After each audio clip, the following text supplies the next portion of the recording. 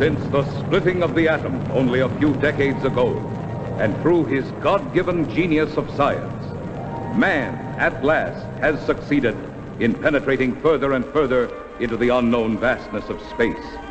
The moon has become the launching base for advanced exploration. From this pivotal point, astronauts, at the risk of their lives, set out to conquer nature's mysterious forces.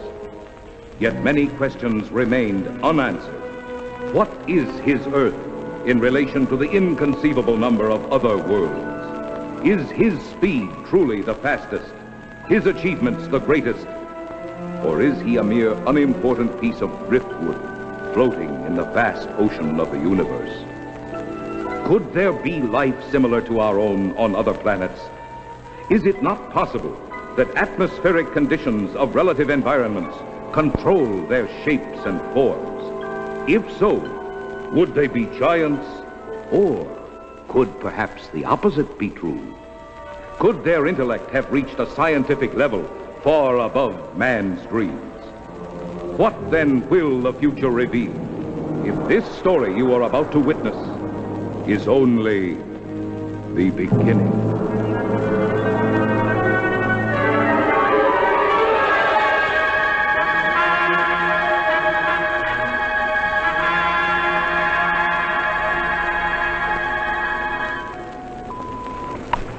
Log entry, Pegasus 3, March 16th, 1980. Captain Leonard, pilot, Lieutenant Webb, navigator. This is the 7th and last day of space reconnaissance research, Flight 361, from United States Air Force Lunar Base 1. We are 21,000 miles from base, bearing at 270 degrees, 23 minutes. Azimuth at plus 46 degrees, 46 degrees, 50 minutes, ecliptic. On routine successive approximation by trajectory computer using data from the space position recorder. It's quiet and lonely out here. And frankly, we'll be happy to get back to that dreary old moon.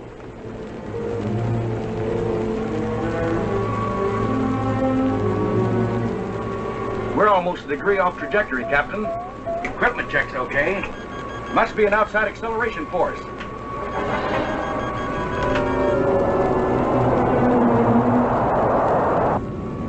Something approaching fast. I'm setting up auto-evasive pattern. A large planetoid object is on a direct collision course with us. We are under 11 G's exterior acceleration and have no control whatsoever.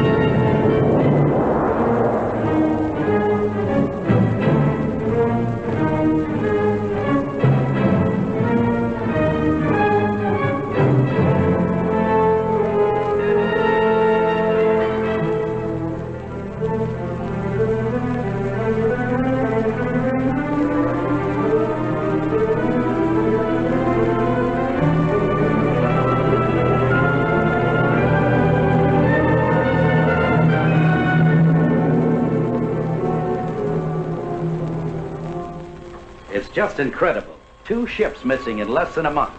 Nothing within thousands of miles of their position. And yet they crash into something that appears suddenly on our radar, big enough to be a planet. And then the next instant it disappears. It's against all theories of space. You get the same reports from bases 2 and 3? It appeared for a second or two, then vanished completely. A ship is on a routine flight. Controls, rockets, everything in order. And then all of a sudden... Yes? General Gibson for Colonel Lansfield from Earth Headquarters. Stand by. Colonel Lansfield. Lansfield, what's all the trouble up there? General, I can't tell you any more than what was in that report this morning. You're certain the rockets crashed? I am. We have their last log entry through our recording reproduction unit. Now, General, I've listened to it over and over. It tells what happened, but not how and why. What do you suggest? I don't know, General. No doubt the rocket's destroyed. We don't know what we're looking for. This mysterious planet seems to come and go at such speeds, it's impossible to track. Phantom planet, Lansfield. You're a little old to think that, aren't you? This is a capable base, General, run by capable men. Now, there's something out there that isn't supposed to be. All right, take it easy. Send another reconnaissance with Chapman. Chapman? I need him for the Mars project. If this phantom planet thing isn't cleared up, there won't be any Mars project. Send him. Yes, sir. Ask Chapman to report. Yes, sir. Captain Chapman, report to the Colonel.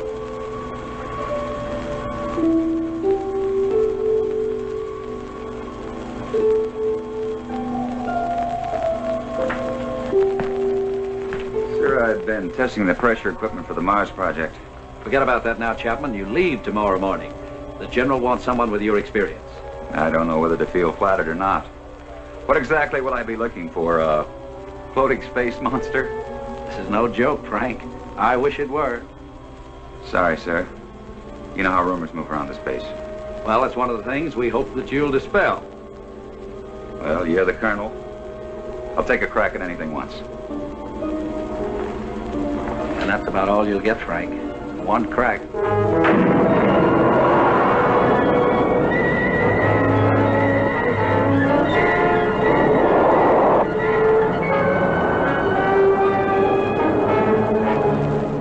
18,000 miles out at 270 degrees azimuth and 47 degrees ecliptic. Speed 4.6 miles per second. Check. Computer guidance on. Stability course on. Directional rockets port off. Directional rocket starboard off. Set to automatic. Check. That does it, Captain. We can relax a bit now. Takeoff's always the same. My heart pounds like a sledgehammer. Yeah, mine too. How about the screen? Never fails to fascinate me from up here. You know, Captain, every year of my life, I grow more and more convinced that the wisest and best is to fix our attention on the good and on the beautiful.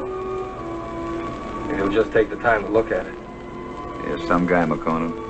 Lunar Base 1 to Pegasus 4.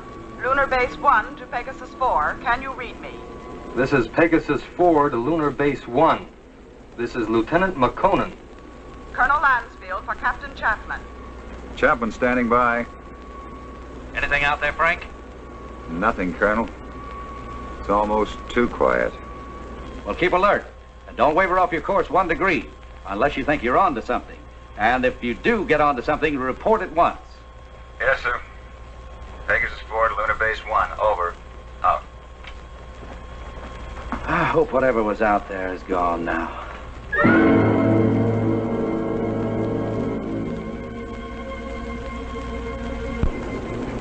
What's our elapsed time from base?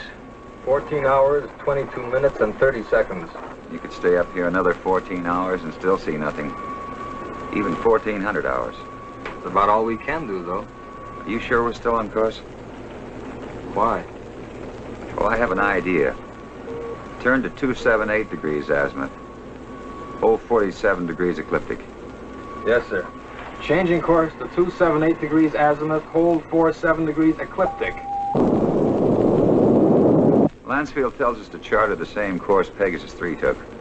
Well, that's fine, but I don't think we'll get anywhere. This strange planet dashes about like it's supposed to. It figures we won't find it around here. So we're changing course. Lightning never strikes twice in the same place. Precisely. You with me? Like I said, you're the captain. I'll take a new reading. Thanks, Ray.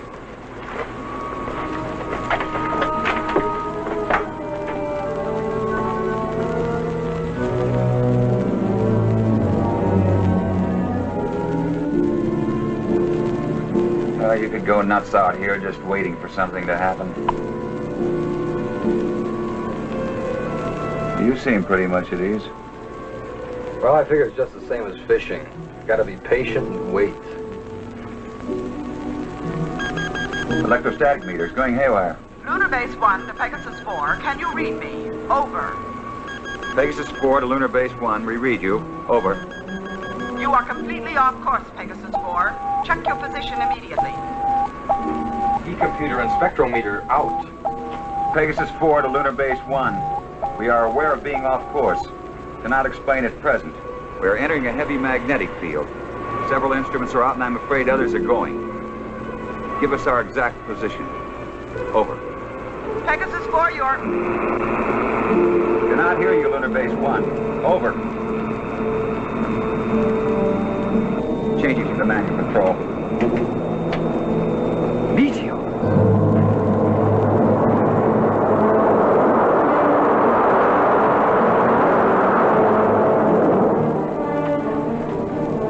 Boy, that was close. Yeah, and I'm afraid it isn't over yet.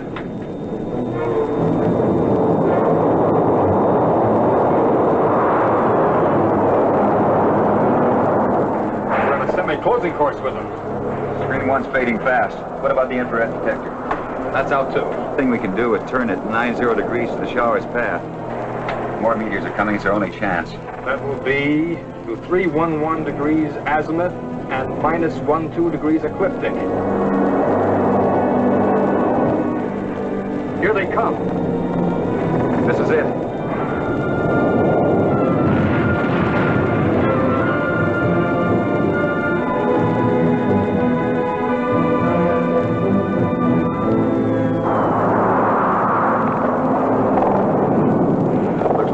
Is over. I don't see a lot of spots. Now, those are ionized trails. They'll persist for a while. Well, let's hope for no stragglers. With these instruments out, there won't be any way to tell if they're coming from another direction. The trick now is to get back to the moon. I think we'll make it. Yeah. Okay, Ray, let's go through a type B check. Right. Cabin pressure? 20 coming up. Retroport?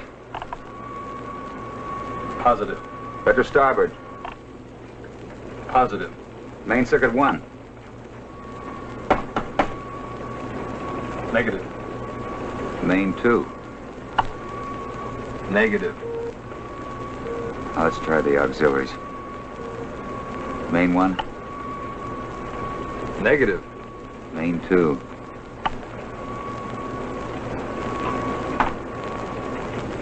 That's not in the circuits. No, the meteors must have smacked into the propulsion elements. Or feed lines. Yeah, we're lucky. Well, there's only one way to find out. Looks like it. You know, there's one thing sure. What's that? They knew what they were doing when they forced us to go through those space drills dozens of times. If I remember correctly, you had a different opinion. Here, don't rub it in.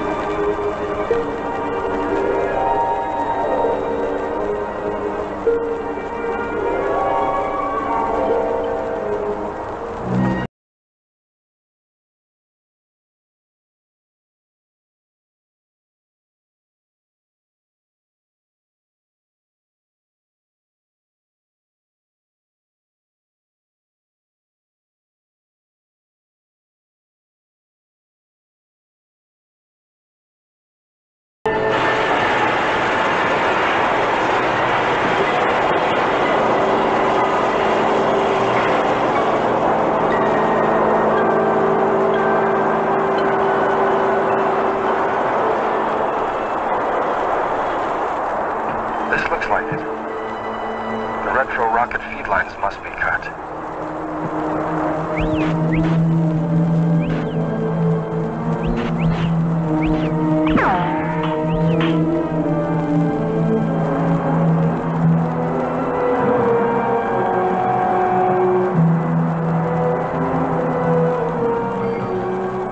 Frank, your airline's broken.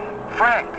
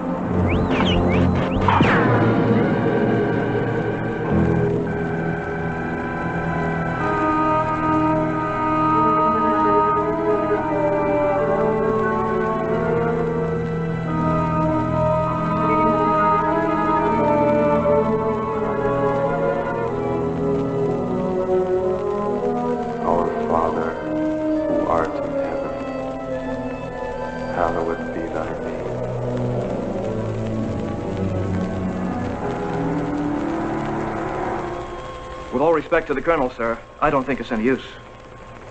Keep working that radar and keep working it until we locate Chapman. Yes, sir. He's got to be out there somewhere. He just has to be.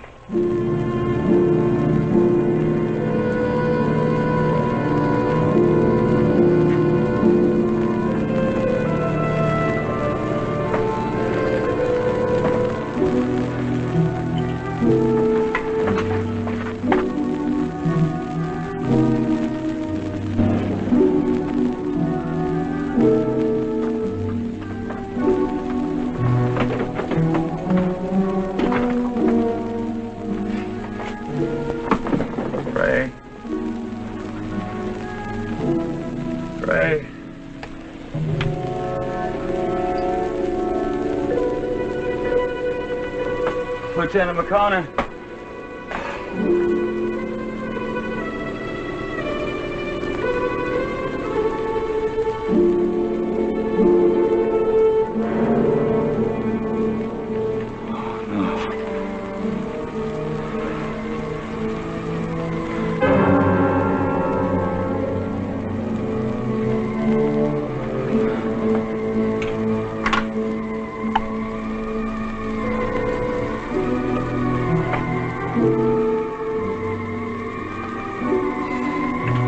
Captain Frank Chapman, pilot, Pegasus 4. My ship is being drawn toward an asteroid. Instruments completely out of operation. Navigator Makonnen, lost. I cannot read my position. I'm going to try to land. I don't think I'll make it. If I do, I'll continue recording.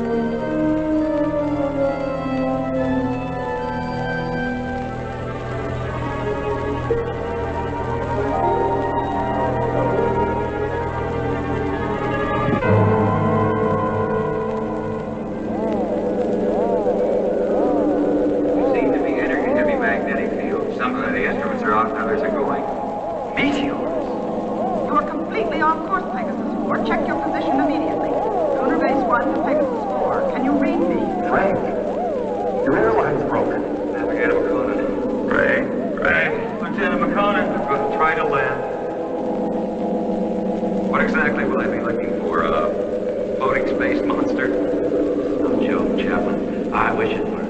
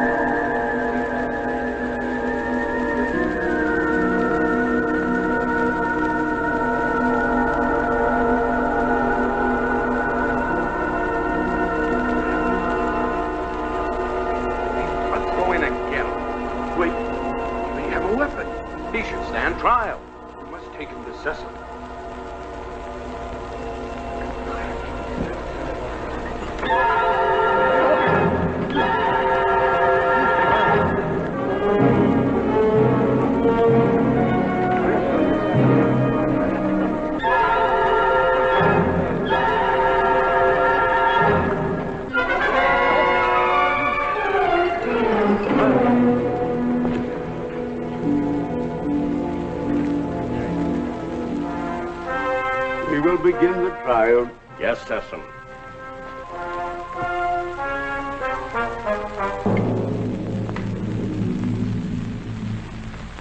Thank you, Sessom. Bring in the jurors.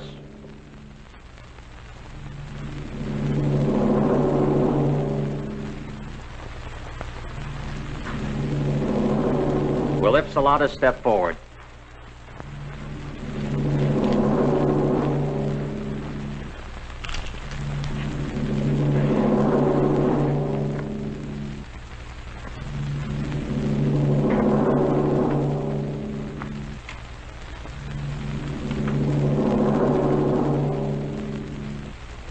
Call the prisoner. Bring in the prisoner.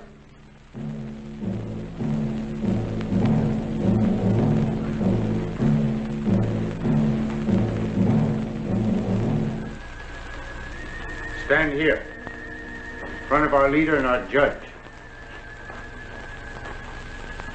Is the prisoner from another world ready to hear the charges against him? Charges? What charges? I will ask the questions. Are you ready to stand trial? It seems I have no choice. First, I want to know what I'm charged with. We'll let you know in time. What are you called? Chapman. Frank Chapman. What is your occupation in the world from which you come? I'm a captain in the Air Force of the United States, a country on Earth, Space Exploration Wing. But you must know about us. You speak our language. We do not speak it. But here on Rayton... Rayton? Yes, Rayton, the name of our planet.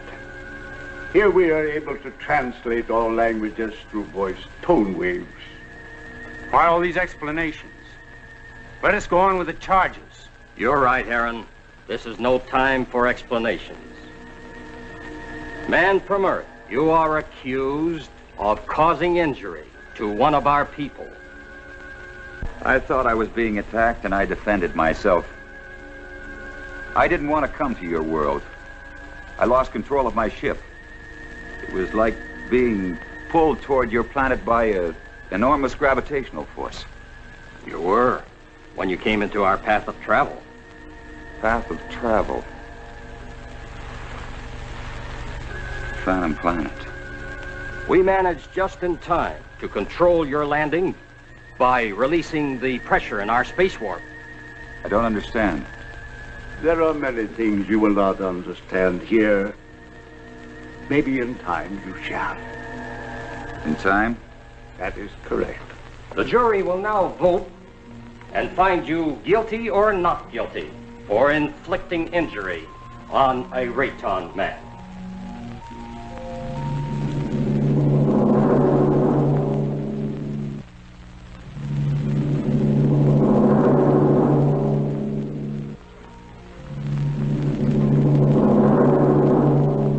The verdict, Judge.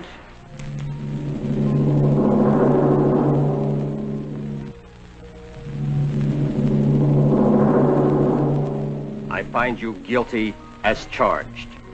You are now a free subject of Rayton. The jury is dismissed. That is all. You are now a free subject of Rayton. That is not all. Listen, I don't know what kind of a place this is, but you must have some kind of law here. This planet pulled me to it. I didn't come here by choice. But being here, you cannot be permitted to leave. We must keep our security at any cost. So, I must pronounce you guilty.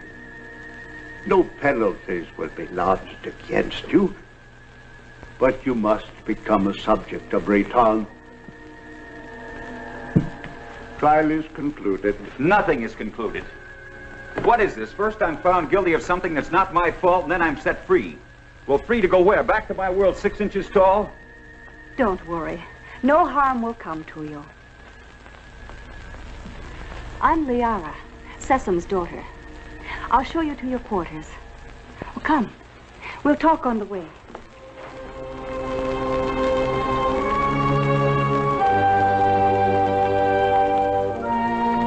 What has happened to me? You mean your size? Well, our atmosphere, together with some acceleration from our gravitational control, has reduced you to normal. Normal? Normal for us. You see, everything here is in proportion to our planet's size. We know several worlds that have creatures larger or smaller according to the size of their world. Do you feel any different? No, but it's not exactly funny to think that someone on Earth could carry me about in their pocket. Oh, that would never happen. The oxygen in your atmosphere would restore you immediately to your regular size. But either way, it wouldn't matter. You'll never see your world again.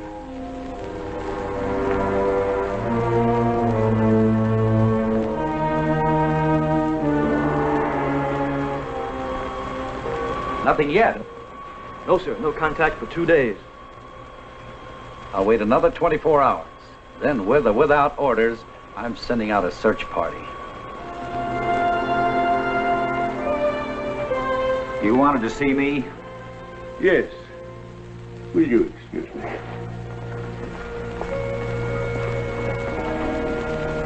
We must talk about your future. Your future on Rayton. My future on Rayton?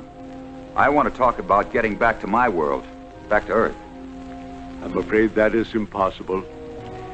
You might as well accept your fate of being one of us. And being one of us, you must be productive in one way or another. Well, what is it you want me to do? You must help us to keep spaceships from your world from landing here. But that's my only hope of getting back. Forget about it. 2 ships in my unit disappeared. Did they crash here? Unfortunately, yes. They were pulled into our strong gravitational field. Well, so was I. Yes, but luckily we were aware of your approach and lowered the power on our gravity field. I don't get it. In many ways, you're hundreds of years ahead of our science. Yet you live in such a primitive manner. It may not be as odd as it seems. It's true that our technology may be much further advanced than yours, but then a strange thing happened. Well, what was that? We had machines do all our work. People on Rayton became completely free of all labor, practically of all responsibilities. Our people became soft and lazy. They did not know how to cope with their free time. They started to fight amongst themselves. That's very interesting. Many people on Earth are beginning to face the same problem. Too much free time, too little work. Problem not at all unique in the history of the universe. Well, what happened on Rayton? Our forefathers then made a wise decision. They returned to, as you say, our primitive ways. The Raytons again had to toil for their living. They became much stronger, much happier, much more valuable. But you didn't forsake all of your scientific achievements. No, we retained the secret of the gravity control for our survival in space, and the secret of our food production for our survival on this barren planet. You sacrificed advancement for this. Sesame rules us and we are content. Now, can't we get on with this, Sesame? Aaron is hasty. We all are. Our lives have been changed so much. I would like you to become acquainted with our ways. Later, you may choose a wife. Liara or Zeta. Zeta cannot speak, but she is a fine woman. Well, between the two, it would be difficult to make a choice. It is no problem. You may take your time, but once you've made your choice, remember, it must not be taken lightly. You must be hungry. Come with me. Liara.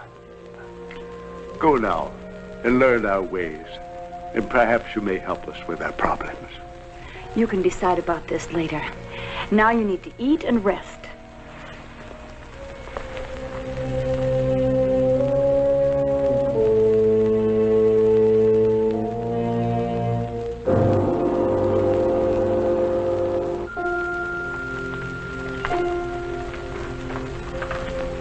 This is good. What is it? Well, I think it's the equivalent of your breadfruit. We made it chemically for you since nothing grows here on this planet. Oh, here. Drink this. It's good for you and it'll help to make you rest. You need it. You say nothing grows here. Well, then how do you exist? Well, our bodies are so constructed that we need very little food because of the air we breathe. Feeling better now? I hope so. Yes. But I'd like to get out of here. You're a strange one, Frank Chapman. I'm a strange one. What about everybody else? And don't call me Frank Chapman. My name is Frank Chapman. 2 words. Yes. Frank Chapman. Oh, I'm sorry. I didn't mean to be so rough. It's just that this is so new to me. You know what I'd like to do if I had a choice? What? I'd like to return to my ship. Well, that's impossible. Then you see, I'm still a prisoner. Not at all. You're free to go anywhere here on Rayton. Except to my ship. Your rocket is no longer on this planet. It was sent off last night while you were sleeping.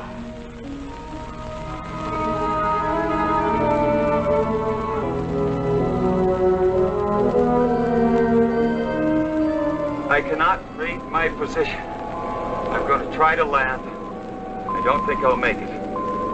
If I do, I'll continue recording. This is Captain Frank Chapman, pilot, Pegasus 4. My ship is being drawn toward an asteroid. Instruments completely out of operation. Navigator Makonnen, lost.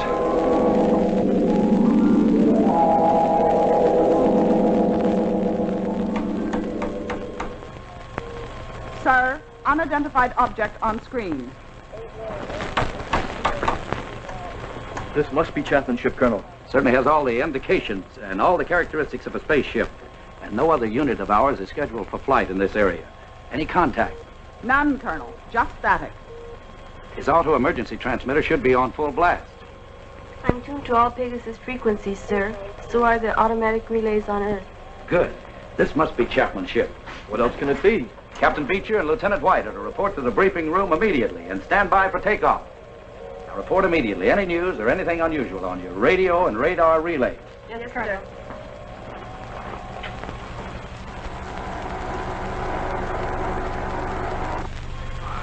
The rescue ship is in the countdown phase, sir. They're waiting for your final operation orders. Water system ready? Put me through to the captain of the rescue ship on launching. Lock tanking secured. Lock tanking secured. Beecher, this is Lansfield. Yes, Colonel. Beecher, your final instructions are being teletyped on your recorders. Yes, sir. As you know, something unusual must have happened to Chapman and Makonnen. And I don't mind telling you that it's of greatest importance to space travel that we find out exactly what happened to these two men. So blast off and good luck. We'll do our best, Colonel.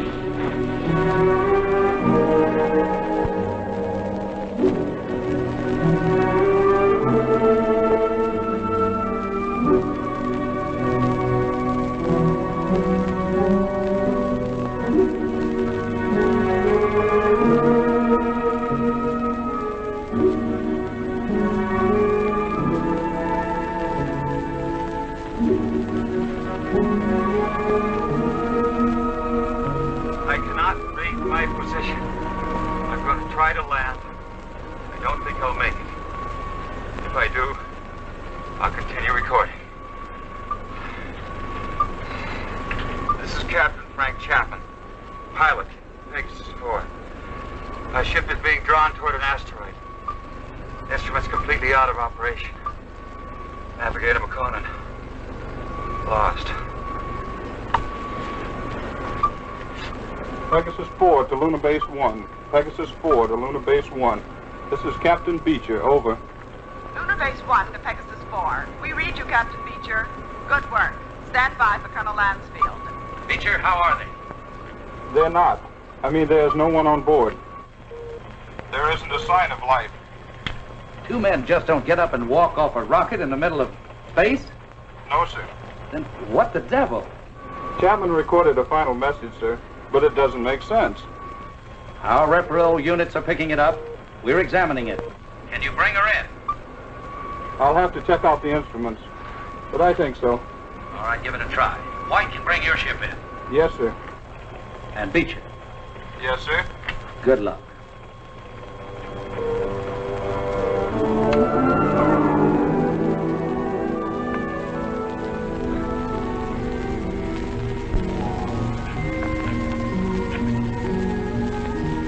I can't work under these conditions.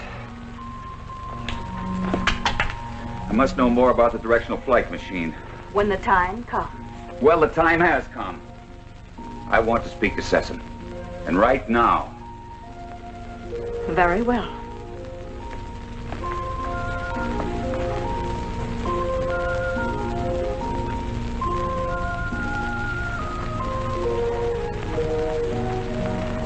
Father, Frank Chapman wishes to speak with you. Do you want to talk about Liara? That isn't what I came here to discuss. My work has reached a stage and I need to know more about your gravity control. It is too soon. Now, how do we know he's not a spy for the Solarites? You're too distrusting, Heron. All right. You may see it.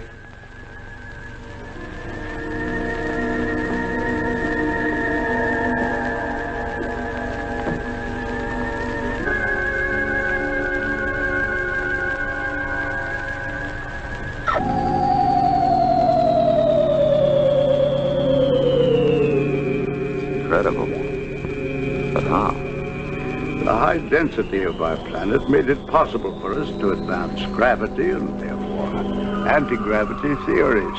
It's beyond me. Einstein was working on this problem, but he died before he could complete his investigations. What causes Rayton's high density? The atoms on this planet have narrower electronic orbits than the atoms on most other planets. The smaller they become, the easier it is for us to control and take advantage of positive and negative gravity. But why is Rayton getting smaller? This planet is slowly using up the energy that holds the atomic particles together. You mean you might disintegrate into nothing? Yes, someday. But it will not be in our time. Well, I guess it's the same as on Earth.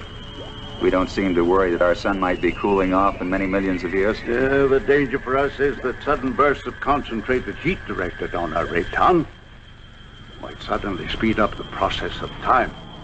You think that's possible? We have enemies who want our knowledge of gravity and who know our weakness.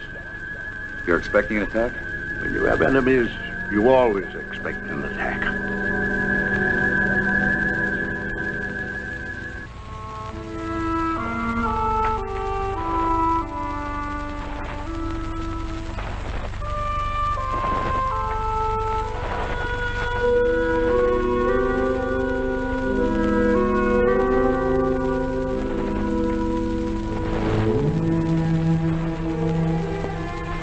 Hello.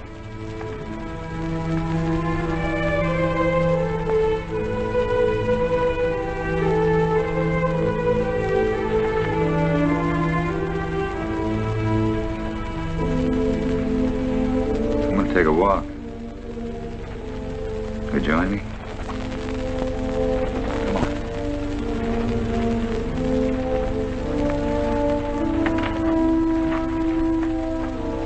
You know, this is the first time I've had a chance to talk to you alone.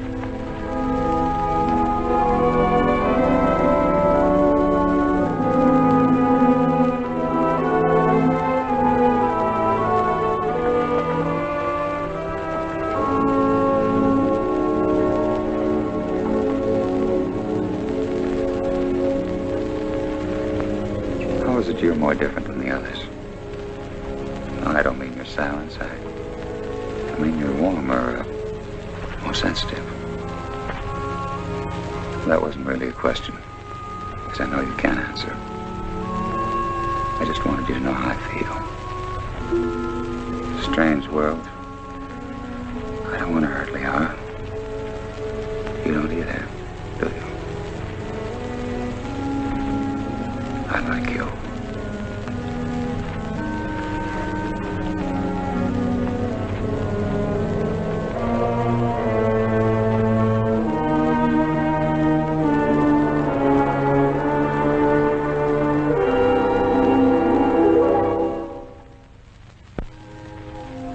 charges to make against the Earthman Chapman. He is imposing himself both on Liara, your daughter, and the mute girl Zeta. Now, this is an insult to Liara. You know I love her. And a direct insult to me. I am asking, rather, I am demanding your permission to challenge him to the duel.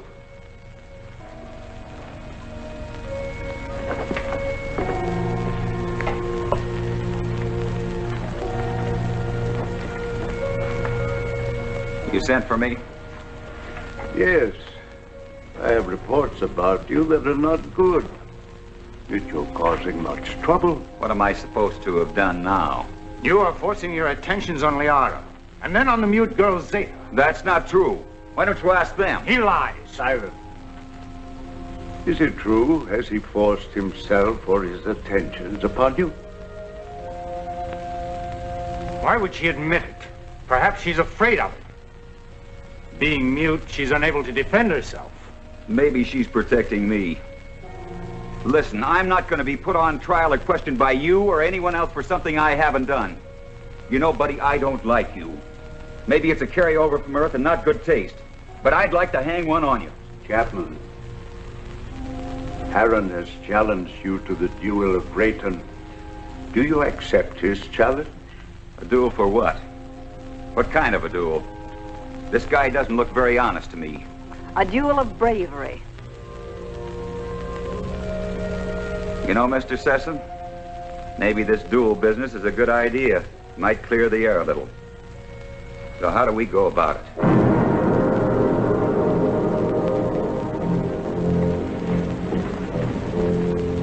Aaron, you know the rules for the duel of Rayton. But for him, I'll have to explain and show the results. Chapman, come here. Those are gravity plates that we've had placed here. Their intensity is so high that any object or any person placed on any one of them would immediately disintegrate. Here, let me show you.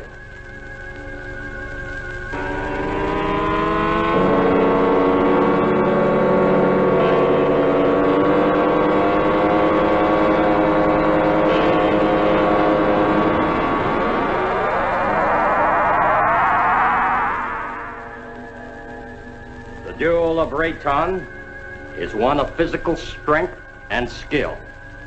You will use this rod and attempt to push your opponent on top of one of the gravity plates.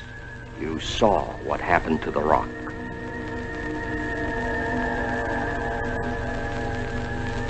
Get ready.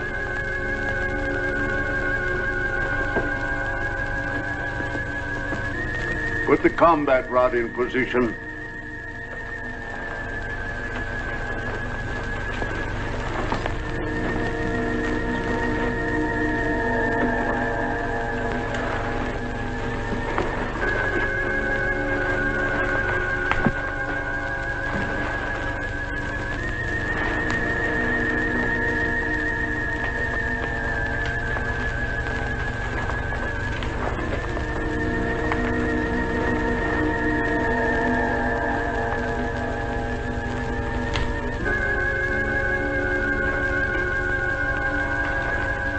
At my signal, you will start the duel. There can be no quarter called and no quarter given. The fate of the victim is in the hands of the victor. The moment has come. At my light signal, you will proceed.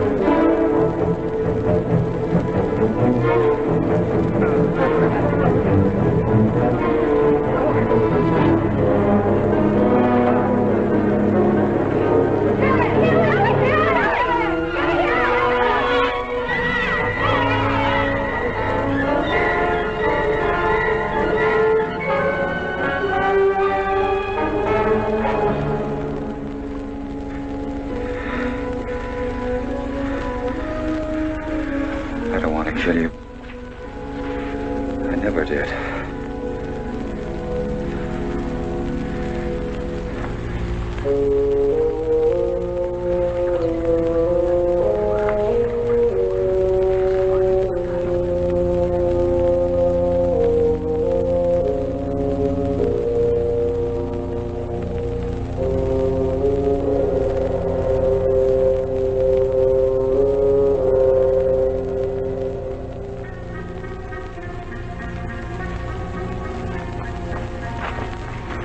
Why didn't you kill him? I didn't want to. I don't believe in it. In this case, killing him would have accomplished nothing. But Heron wouldn't have shown you mercy. He'd have killed you because he wants me. But I don't love him. I love you. If you'd felt anything for either one of us, you could have stopped this duel. What? You know what I think? I think you were waiting to see which one of us won and then take the one that was left over. What? No, Liara, I don't love you. I don't even know if I like you. But let me tell you this. You can't make someone love you. It's got to come naturally. You can't force it, you can't command it. If you do that, you'll never find it. Oh, this whole thing is like a nightmare to me. I miss my people. Well, I've got to make some attempt to get back. And if you feel anything for me, you'll try to help me. Well, perhaps you're right.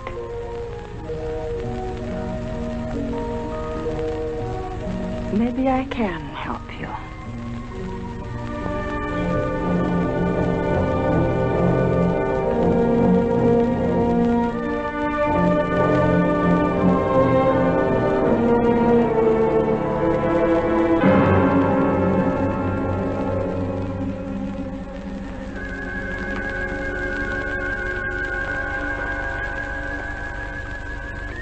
As you said, I don't want to kill you.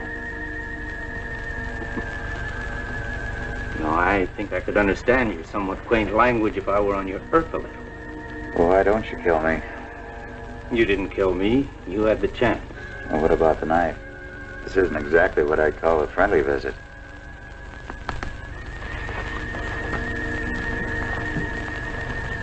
You help me.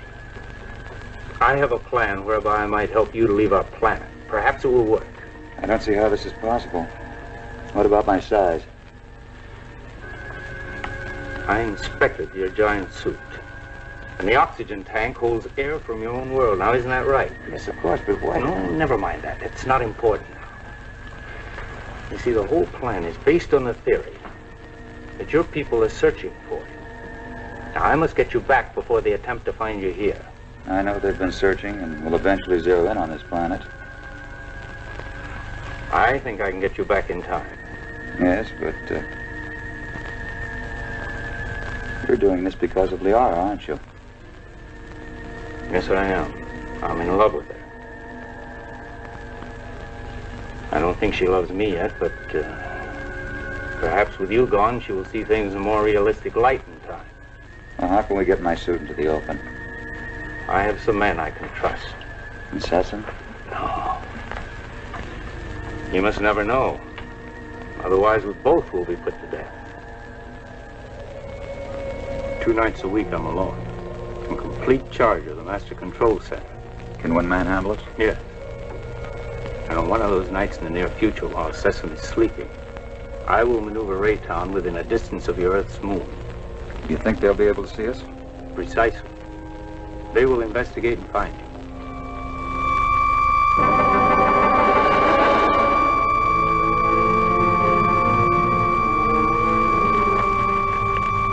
Go with her.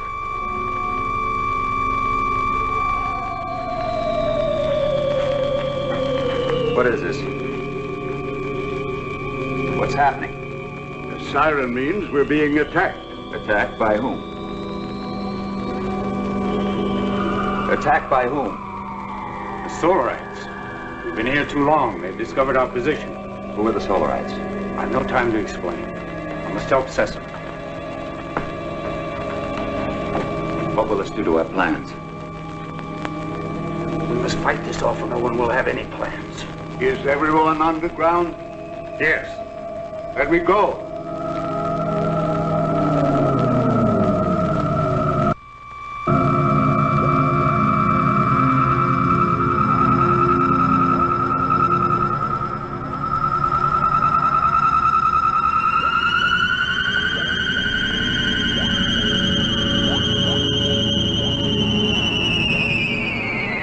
safe for the moment. I fear they won't give up so easily. Safe for the moment?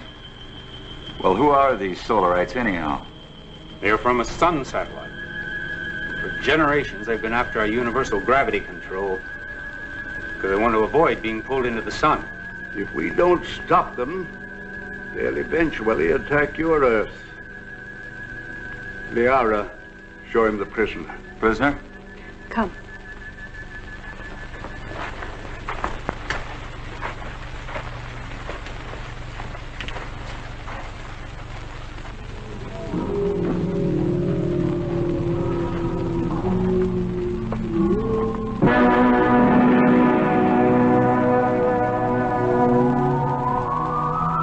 That's a Solarite. Yes. He was captured during the last war. The only one of their monsters that didn't die in the attack. When did this attack take place? Several years ago, when Zatha was a little girl. That's when she lost her voice. What makes those rocks disintegrate? It's as if they were hitting some invisible wall. That's exactly what it is. The monster is so strong that he can smash any ordinary structure. Now, what you call an invisible wall is really another way that we use our gravitational control. Now, by using a high magnetic field, we can lock molecules so closely together that they form a solid wall. Make a big hit at MIT. Where? One of Earth's more advanced centers of learning. I only hope your wall will hold him in check. Yes. He could kill us all if he escaped. Life on other planets. And we were always wondering if ours was the only one so blessed. There are many inhabited worlds, but only these fire people bother us.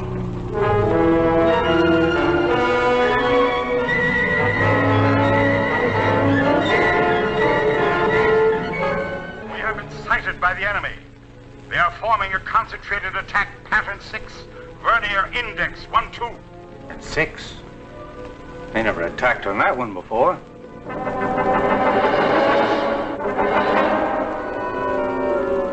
What are we going to do? We must try to break up the attack.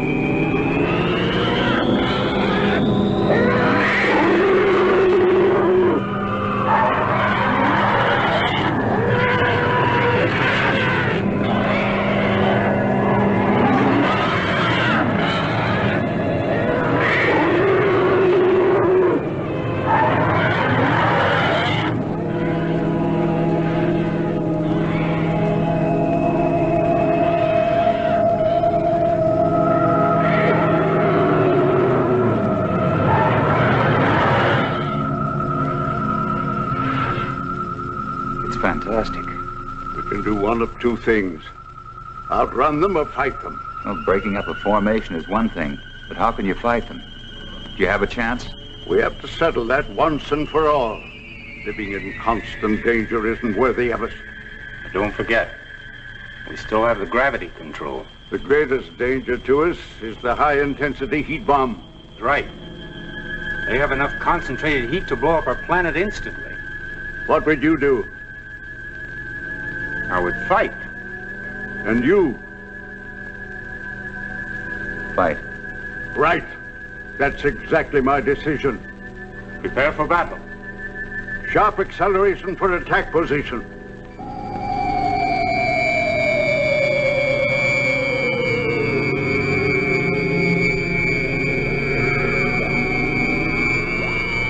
Maneuver so that we face the enemy when they attack.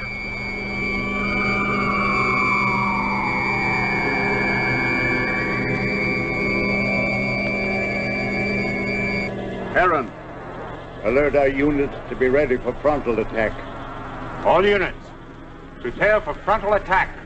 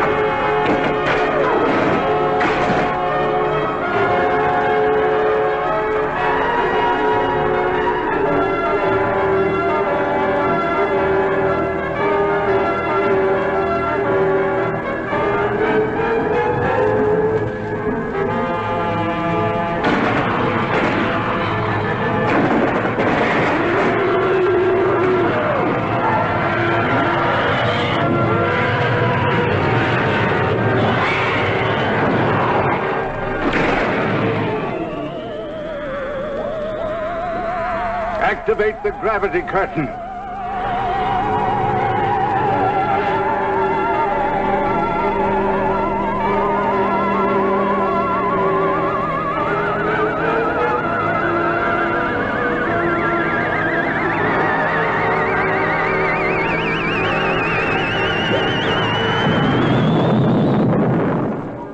Oh, it was a magnificent victory.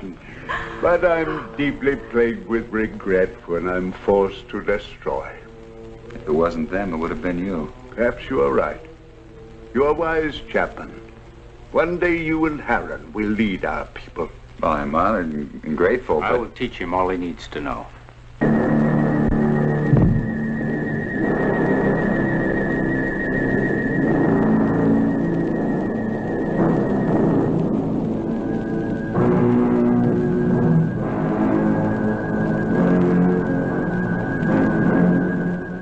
Where's Zeta? She went to sleep early. Sleep. I'm very tired. Perhaps the battle was too much of a strain on me. Good night. Good night, Sleep well, Father. Cecil.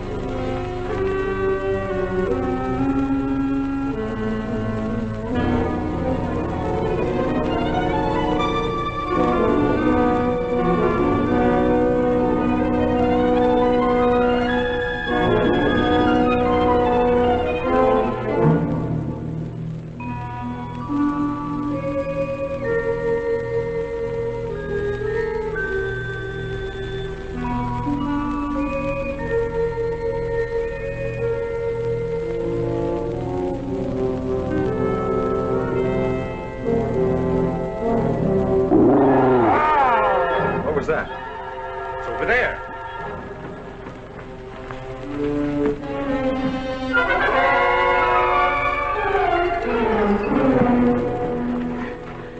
Help! It's Cecil. Oh, Father! Oh, Father! What happened to him? I think it was a solarite. Are you all right? What happened? I don't know. Was it the solarite? Did you see him? It was terrible.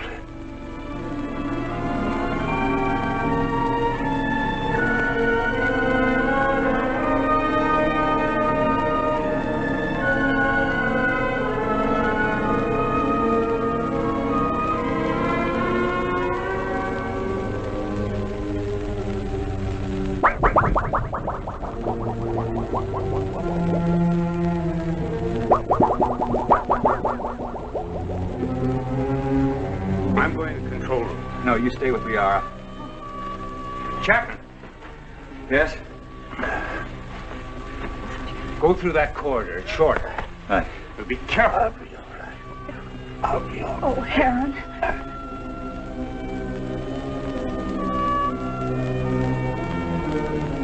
Zatha, are you all right?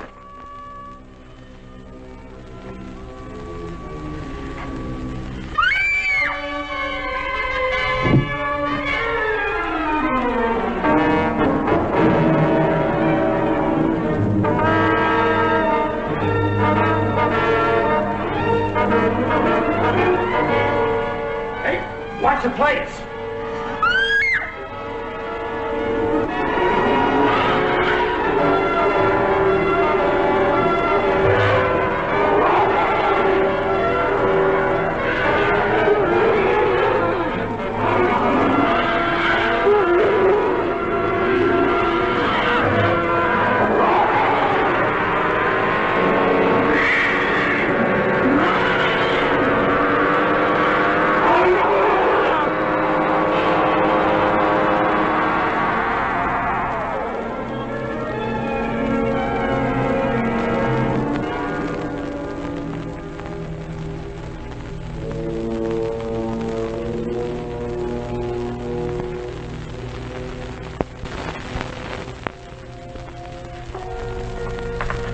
How's Sesson?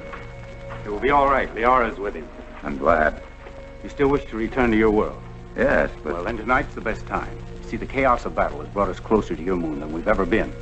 It'll be a simple task to maneuver Rayton slowly and steadily even closer, and the risk will not be so great because the travel time will be short. And we'll be well within the range of Moon's radar. Yes, but we cannot go unnoticed. Now, as soon as we're within range of your moon, my men will carry your suit out into the open. Now, if your people come to investigate, we'll pull them into our gravity and direct their landing. Meanwhile, you will enter your suit, seal it up, so that you're not exposed to our atmosphere, and, well, the rest you know. Where shall I meet you? In the control chamber. Someone will come for you.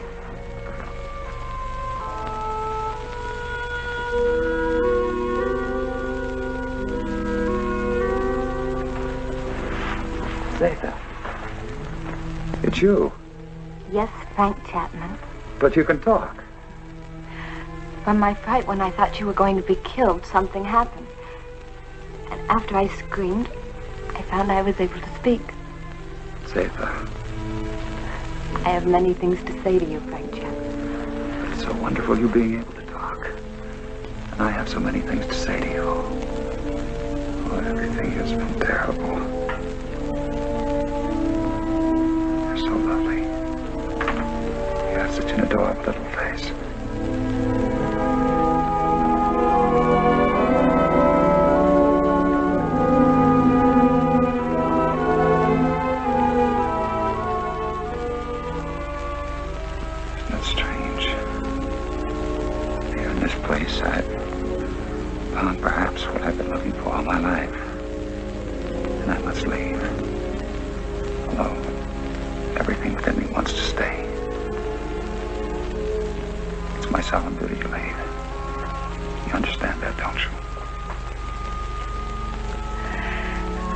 Frank Chapman, I've been in love with you since the first time I saw you. And I've never been able to speak a word of it until now. But as I know, my love for you is so strong. So I also know that you will leave. I must leave.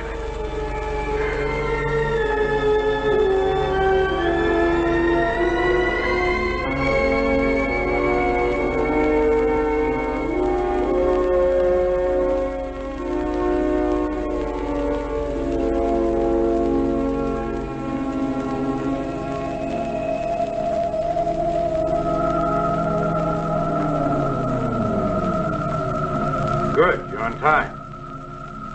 Here we go. Another hour and we shall be close enough for you to be found.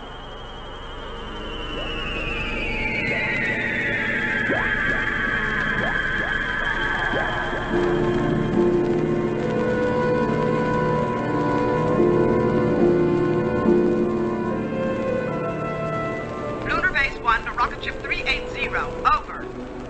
This is Rocket Ship 380 to Lunar Base 1. Over.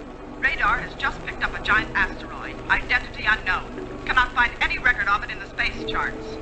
The Phantom Planet. Give us exact position of asteroid. 9 degrees in northern cluster field, and I have an order from Colonel Lansfield. You are to land on this asteroid and send White to investigate. I hope you will find happiness back with your people. You would be my happiness, here or there. Frank Chapman, please. You must take the stone. It will be a good luck charm.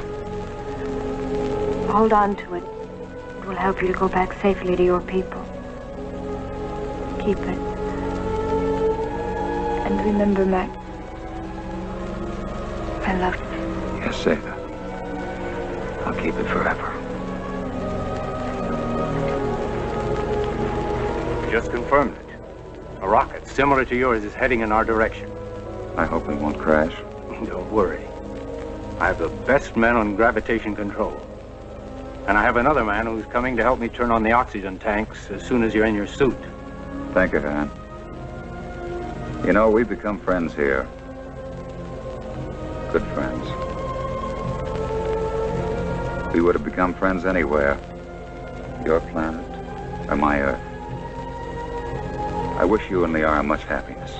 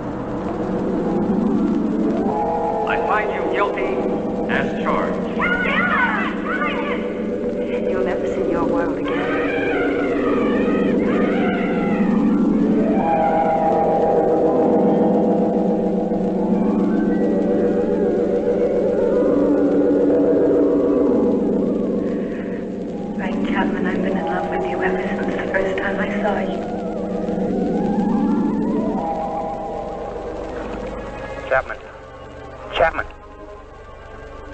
White to Beecher. Come in, White. I found Chapman. He's alive. But there's no trace of Makonnen. Where's Makonnen? He's dead. He's gone.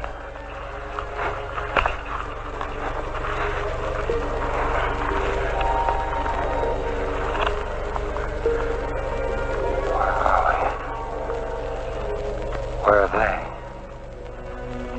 Where are the others? Who's who? Zeta. What are you talking about? Jason. Helen. Come on, let's get back to the ship.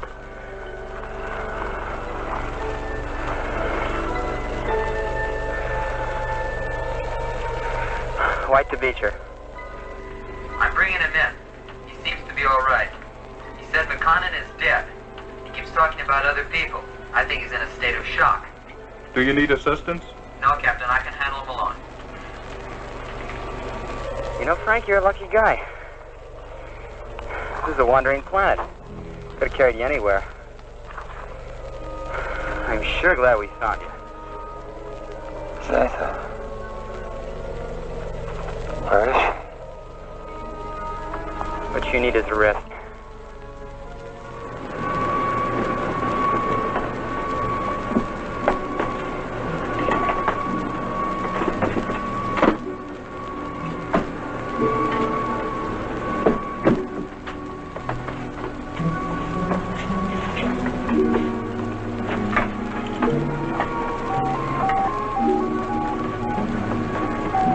Prepare for immediate takeoff.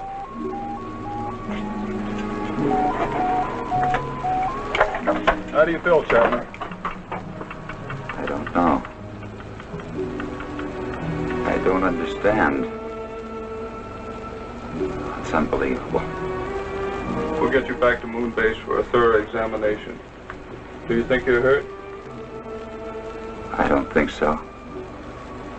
You must have been knocked out for quite a while. I must have been dreaming. Quite possible you were delirious. The shock of the crash landing of your ship. Ray's gone. But I just left Zeta and Heron.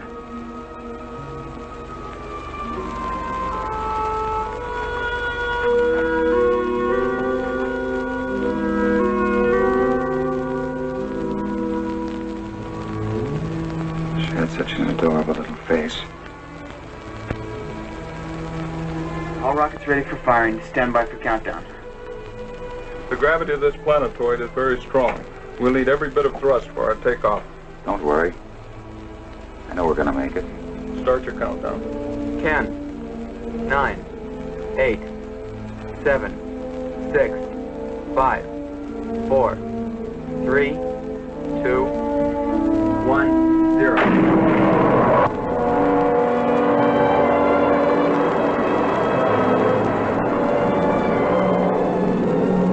Cut off power. Power off. Rear screen. Rear screen.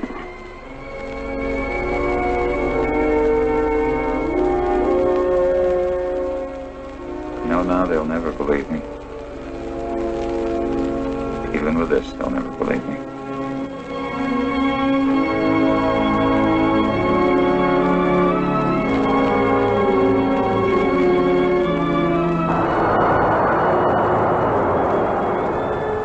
What then will the future reveal? If this story is only the beginning, only the beginning of